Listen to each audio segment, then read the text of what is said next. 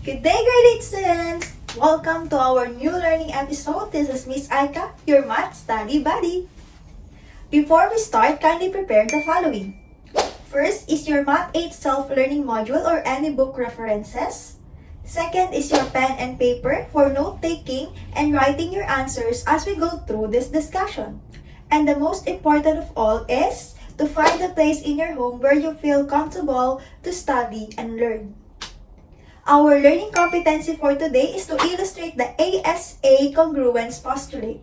Our objectives is to identify the corresponding parts of two congruent triangles, to illustrate ASA congruence postulate, and to determine the necessary parts to show congruence between triangles.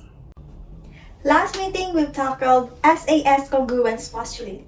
Let us have a short activity entitled Give Me My Pair as a recall of our past discussion. Showing the two triangles here, let us prove that they are congruent. You can pause this video for you to have some time in answering this activity and just continue watching if you're done answering. Now let's answer.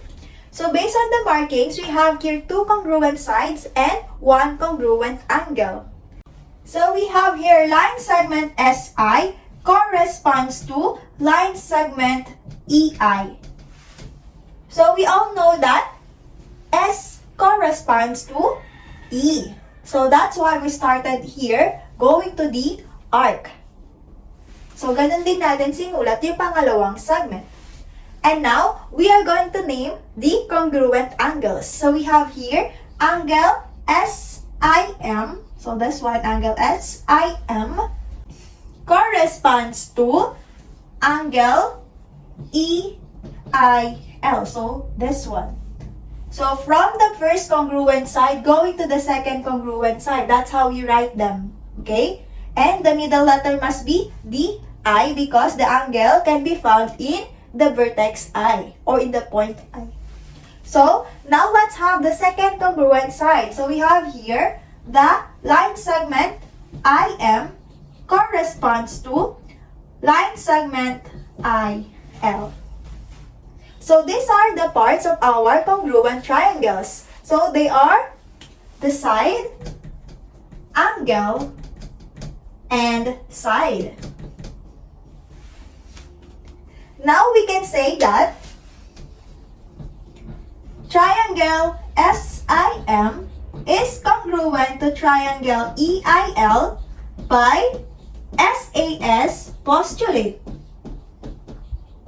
or by the SAS congruence postulate. Next postulate to discuss is the ASA congruence postulate or ASA postulate known as the angle-side angle.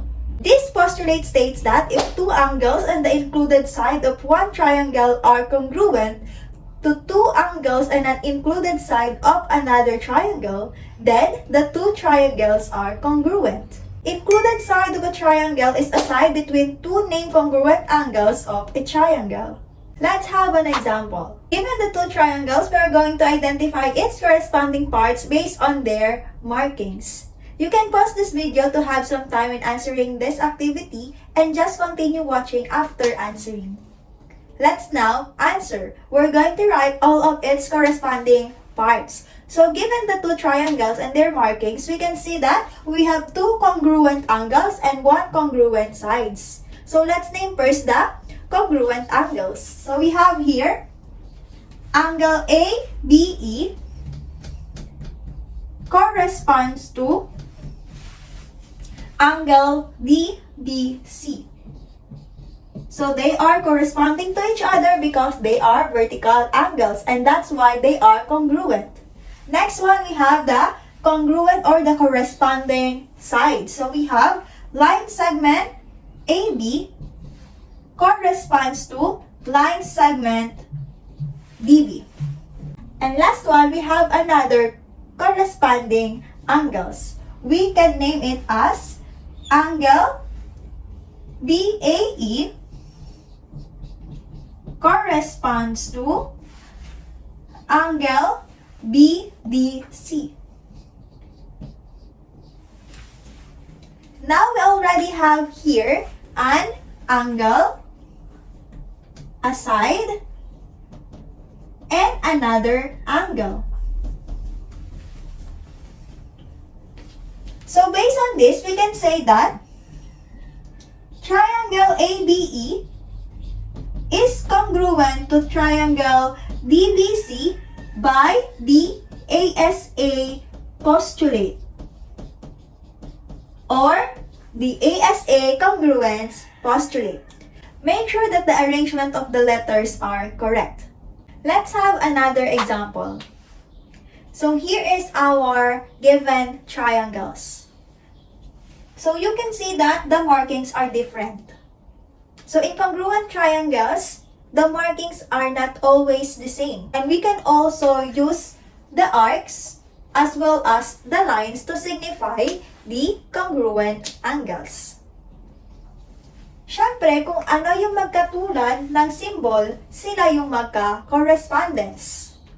Or sila yung magka-congruent. Now, let us name the congruent parts of this triangle. So, let's start with the congruent angles. So, we have here angle RQS, so this one, corresponds to angle TQS, so this one. Then, we have the side. So, in the side, we can see that they share the common side. So, we can write it as QS corresponds to side QS because of the reflexive property of congruence. And now, for the last part, we have another congruent angles. We have here angle RSQ corresponds to angle TSQ. So we already have here the angle, side, and angle. Is the given congruent side an included side? Yes, because this side is in between the two named congruent angles. So based on these corresponding parts, we can say that angle RQS is congruent to angle PQS. The segment QS is congruent to segment QS. And angle RSQ is congruent to angle TSQ. Therefore, triangle RQS is congruent to triangle TQS by ASA postulate or the ASA congruence postulate. Let's have an activity.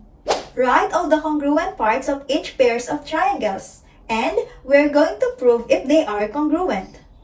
You can pause this video for you to have some time in answering the activity and just continue watching after answering. So let's write the corresponding parts of the triangles based on their markings. So let's start with the angle. So we have here angle SMI corresponds to, so this is SMI. So we have here what? No arc going to the first arc, then the second arc.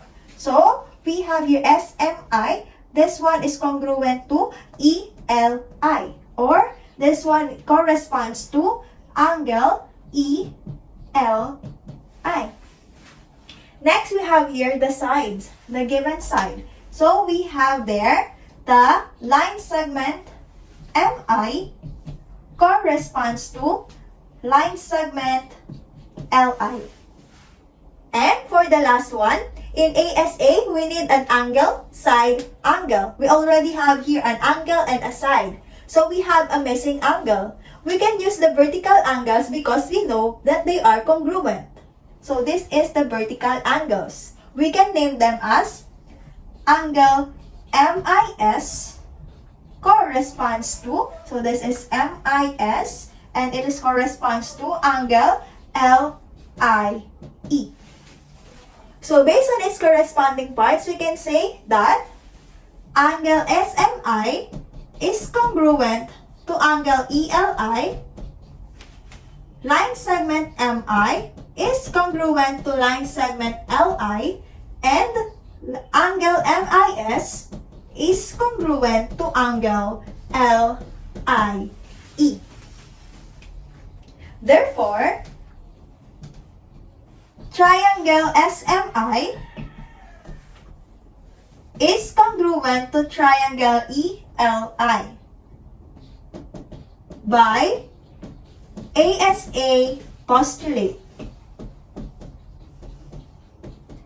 or our ASA congruence postulate. So we have here the second figure. We're going to write all the congruent parts of each pairs of triangles, and we're going to prove that they are congruent. So let's answer. Just write all of its congruent parts. So we have here 2 congruent angles and 1 congruent side based on their markings. Let's start with an angle. We have angle ABD is congruent to angle CBD. Then, another angle we have here, angle ADB, so this one, is congruent to angle CDB, this one. So in ASA congruence postulate, we need an angle, side, and another angle. And we have here a missing side. So what are we going to do? We're going to use the reflexive property because we can clearly see that the 2 triangles share a same side. So this one is their same side. We can say that line segment BD is congruent to line segment BD by using the reflexive property of congruence. So these are the corresponding and congruent parts of our triangles. Therefore, triangle ABD is congruent to triangle CBD by ASA postulate, or our ASA congruence postulate. So that's the end of our discussion regarding ASA congruence postulate. We will see each other next time in our new learning episode. That's all for today, grade 8. Thank you and goodbye.